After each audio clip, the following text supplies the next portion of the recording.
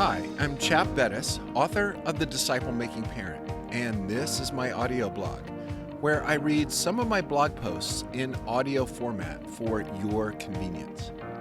Well, in today's episode, we're going to think about how to train our children to be polite.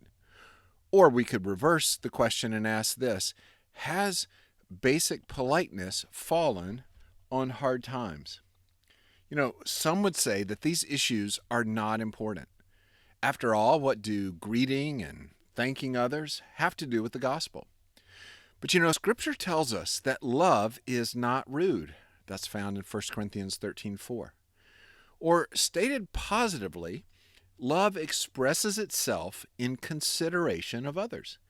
Godliness and manners are close friends. Manners are a cultural way of showing consideration to others. While certainly not the most foundational way to train our children, teaching them to consider others is not unimportant. So, in this episode, we'll talk about 7 practical suggestions for teaching your children to be polite. First, teach your children to greet adults. Did you know that Christians are commanded to greet one another? It's one of the simplest forms of love. Teach your children to greet adults, especially when they are spoken to. Don't excuse them by saying they're shy. It's a joy to watch children and adults interact in this simple way. So, number 1, teach your children to greet adults. Number 2, teach your children to thank adults for hosting them. Thankfulness is also a training issue.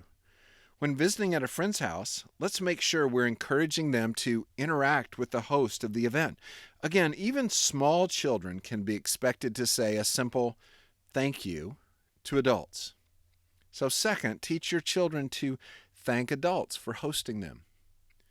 Number 3, teach your children to use words like please and thank you. Do I really need to say this? Do we really need to say this? Children should be trained to use these words in the home and with us. Then they'll more naturally use them outside of the home. So number 3, teach your children to use words like please and thank you. Number 4, teach your children to speak respectfully to you and other adults. The Bible is clear that we're to show respect for age. I grew up in the South, where there's the cultural habit of saying yes sir and yes ma'am.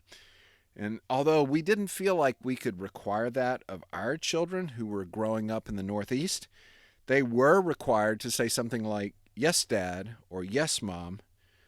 So yep and nope were not allowed. So number 4, teach your children to speak respectfully to you and other adults. Related to this, and I know that some may disagree, but I think another way to communicate that respectful honor is by using last names. It communicates a proper distance and a proper respect in the relationship. Number 5, practice appropriate table manners. Now, I'm not arguing for some sort of dainty Victorian milquetoast manners. But basic table manners are a way to be considerate for everyone around. No one wants to see you chewing with your mouth open. So, number 5, practice appropriate table manners. Number 6, teach your children how to politely interrupt you. At some point, all children will need to get their parents' attention while they're talking with another adult. Will they rudely tug on your arm or march right up and start the conversation? One suggestion that we and our friends implemented was to train our children to put their hand on our shoulder if we were sitting, or on our hip if we were standing.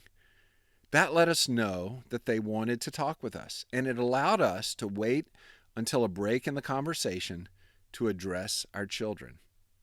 So number 6, teach your children how to politely interrupt you. And number 7, practice these yourself. Children will imitate what they see modeled. We can't expect our children to speak kindly if we're not doing the same.